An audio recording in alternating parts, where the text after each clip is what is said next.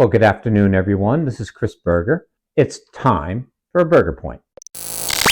You know, we talk about communication in real estate transactions, and that's the one thing we really take for granted because we just expect that it's going to happen. I came across something that happened recently with a client that I know, and actually they're going back and forth as far as the two agents, as far as trying to get an agreed price to purchase the home. Well, the listing agent is in charge of making the appointments for anyone to come into the home. And it's their responsibility to inform, the seller. And that's key. So that has to be cleared. So everybody is pretty much aware of that. So what happened in this particular instance is that a Sunday morning, an inspector showed up and wanted to inspect the house of this gentleman who was selling his house. He said, "What are you doing here?"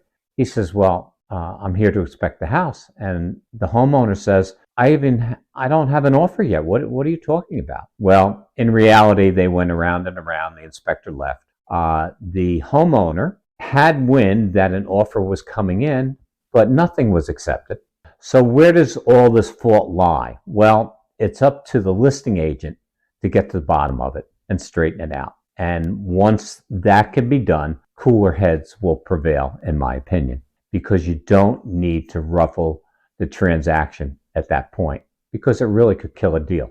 So the proper sequence is the buying agent will call the listing agent and say, "Look, the inspection wants to be made on such and such date." The listing agent will go to the homeowner and say, I'd like to make an appointment with such date for the inspection. Once that is cleared, goes back to the buying agent. The buying agent will actually accompany the inspector to the home, and that's very important. So that's my point.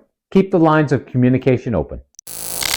Absolutely a spectacular day here in New York. The sun is shining, so the Beach Boys had to come out. So on November 18th, they are appearing in Ridgefield, Connecticut, and I already have tickets. So if you're in the area, you want to see the Beach Boys, they put on a great hour-and-a-half show. It's just terrific. Lots of energy.